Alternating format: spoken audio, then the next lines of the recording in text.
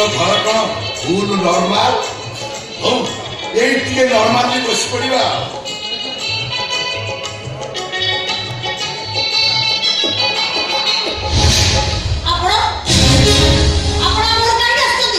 कहीं जो तुम झील जो स्कूल मास्टरी मुझे से स्कूल सेक्रेटरी मास्टरी घर को सेक्रेटरी आस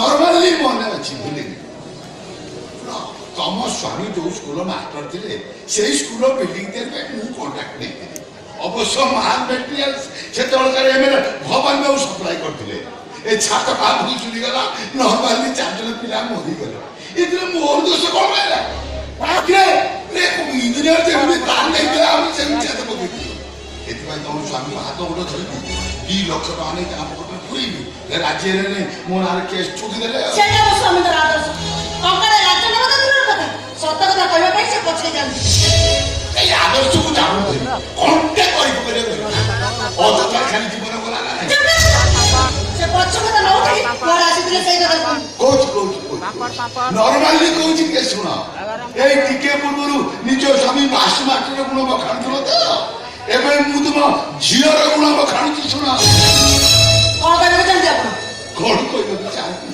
किरे घर बुड़ी की पानी आंधे लेनी मा कहूची देखो दुलु कुची जो तुम छबा काल रात रे से मोळी को सागे रात को भेची पड़ी हाथ में गोटा गोटी है ए छोटा का मुझे छो ना आपा का मुझे छो कौन है सुन कहते तुम हां किछि बुझ पार न तो मां जो जाता और भात खाओ तो बुझबो के बोले बाबू हमें तो भूल नहीं पके न कई सीधा कथा को तो सीधा कथा नहीं से जोका मोली सहित तुम झियोर बाप संपर्क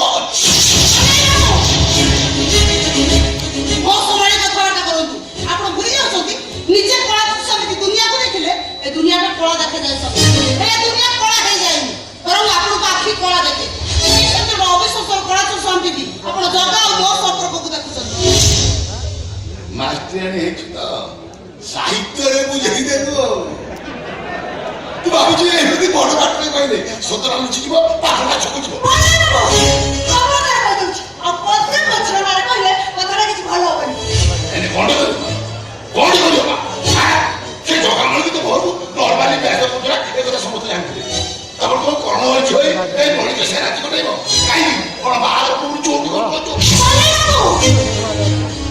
ये सब तो मनार कहले चोतार पेटी का मुंह भांग देबी ओला मतलब छोटलो बा दाम परे की चोतार कितो ओ जाउची किंतु काली ठान तोर स्कूल जीवा बस खाइगी कोन तो कथा रे आई वो कथा में का पवित्र सिद्धांत का पवित्र सिद्धांत नहीं जी तो बड़ी बड़ी चरित्र है मास्टर स्कूल में रहले कार्यान मान के पिला पारिचर कर तो चाकरी कोला तू दाम परे की चोतार की नहीं दाम परे की नहीं बोले बाबू मु आ तो लिखि हो मैं मो चाकरी चली गले हमें भोको सब मरी जीवो से 3000 टका हम घर चले मो भाई का एते तो सुनले से डॉक्टरी पाठ पढ़ी परिबनी मु मो दोष मानी रोजी बोली बाबू आपण मते क्षमा मातियानी किसे तो कमल सारे मोटर पड़े होलु आमे कथा कहबो तू चोतार बड़ी आज ठारू तो स्कूल जीवा बंद ए कथा ए सेक्रेटरी दामपले कहि जाउची एटा नॉर्मल वे एटा फुल हार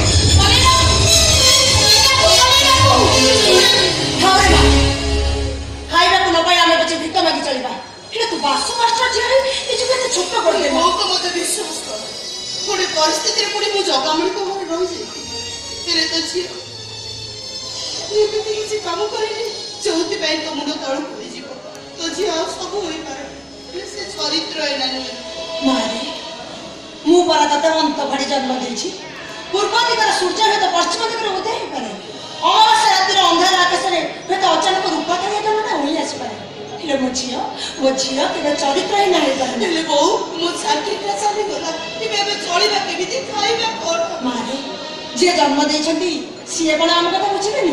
ତୁ ଜମା ବ୍ୟସ୍ତ ହନା, ମୁଁ ପୁଣି ପର ଘରେ ପାଇଟ୍ କରିବି। ହେଲେ ତମ ଭାଇ ଭଉଣୀ ଦିଟାକୁ କେବେ ବି ଉପାସ ପାଇବାକୁ ଦେବେନି। କାନ୍ଦେ ନା ବା, ତୁ ଦେଖିବୁ ସବୁ ଠିକ ହେଇଯିବ।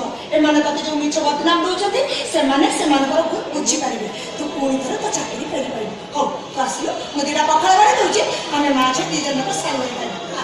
ମାଉସୀ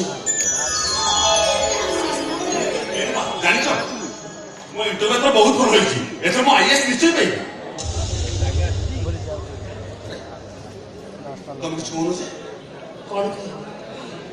ତମର ଇଣ୍ଟରଭ୍ୟୁ ଭଲ ଅଛି, ତମେ ଆଇଏଏସ୍ ପାଇବ, ସେଥିରୁ ମତେ କ'ଣ ମିଳିବ? କଣ କହିଲ? ତମକୁ କଣ ମିଳିବ?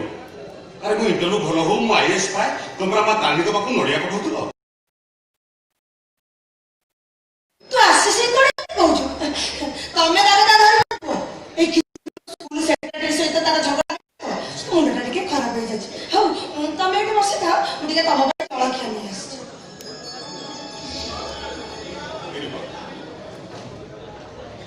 ତମର କଣ ହଉଛି? ଏତେ ଦିନ ପରେ ମୁଁ ଦିଲ୍ଲୀରୁ ଫେରିଲି, ଘରକୁ ମତେ ତମ ପାଖକୁ ଚାଲିଛି ଏଇଆ କହିବାକୁ ଯେ ମୋ ଇଣ୍ଟରଭ୍ୟୁ ବହୁତ ଭଲ ହେଇଛି, ଏଥର ମୁଁ ଆଇଏଏସ୍ ନିଶ୍ଚୟ ପାଇବି। ଆରେ ମୋ ଆଇଏଏସ୍ ପ୍ରିପାରେସନ ପାଇଁ ତମେ ପୁରା ହଉଛି ମୋ ପ୍ରେରଣା। ଜଣେ ପ୍ରେମିକା ହିସାବରେ ସେଇଟା ହୁଏତ ମୋ କର୍ତ୍ତବ୍ୟ ଥିଲା। କର୍ତ୍ତବ୍ୟ ଥିଲା? ଏବେ କଣ ଆଉ କିଛି କର୍ତ୍ତବ୍ୟ ନାହିଁ? ଆଶିଷ, ଲେଉଟାଣି ମେଘକୁ ଦେଖିଲେ ଉଜୁଡ଼ା କ୍ଷେତ୍ର ବନାବ କ'ଣ? ତମେ ଆଇଏଏସ୍ ପାଇବ, କୋଉ ବଡ଼ ଘର ଝିଅକୁ ବାହା ହବ, ସୁଖରେ ରହିବ, ସେଥିରୁ ମତେ କ'ଣ ମିଳେ? ରୂପା ତମେ ଏଟା କହିପାରୁଛ କେମିତି? ତମେ କଣ ଜାଣିନ ମୋ ଜୀବନଠୁ ମୁଁ ତମକୁ ଅଧିକ ଭଲ ପାଇବନି? ତମକୁ ଛାଡ଼ି ମୁଁ ଆଉ କାହାକୁ ବାହାବି, ତମେ ଏଟା ଭାବିପାରୁଛ କେମିତି? ରାତିର ଗଙ୍ଗଶିଉଳିଟା କ'ଣ ଜାଣିଥିଲା ସକାଳ ହେଲେ ତାକୁ ଝରିଯିବାକୁ ହବ ବୋଲି?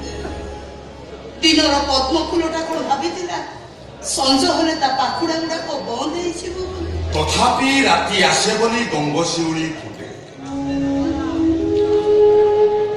ସୂର୍ଯ୍ୟ ହୁଏ ବୋଲି ପଦ୍ମ ତା ପାଖୁଡ଼ା ମେଲେଇ ଚାଲେ, ରାତିର ଜହ୍ନଟା ହୁଏ ବୋଲି ନିରିମାଖି କଇଁ ଫୁଲଟା ତା ପାଖୁଡ଼ା ମେଲେଇ ବସେ।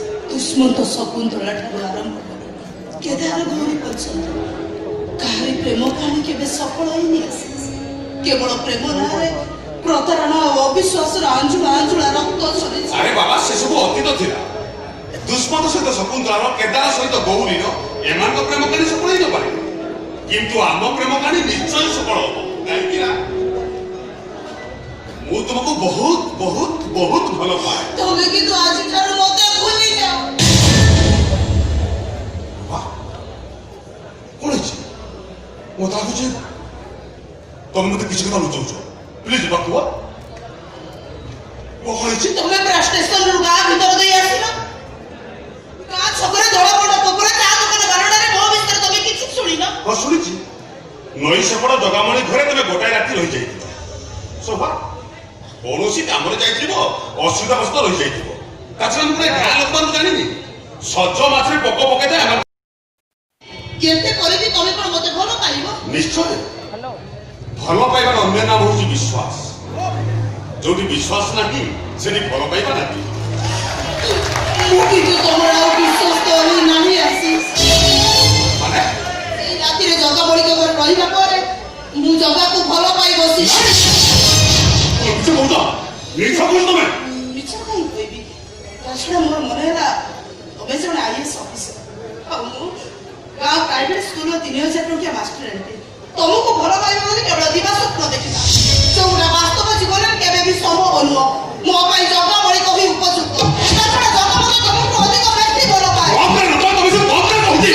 ମୁହଁଟାକୁ ବହୁତ ଦୂରରେ ସଜଡ଼ା କେବେ ଲୁଚିଯିବନି ଆସିଛି। ଜଣେ ପ୍ରାପ୍ତବୟସ୍କ ପୁରୁଷ ଘରେ ଜଣେ ଯୁବତୀ ଝିଅ ରାତି କଟେଇ ଗଲା, ତମେ କେମିତି ଗ୍ରହଣ କରିବ ସେଇଟା ତମ ଉପରେ ନିର୍ଭର କରେ।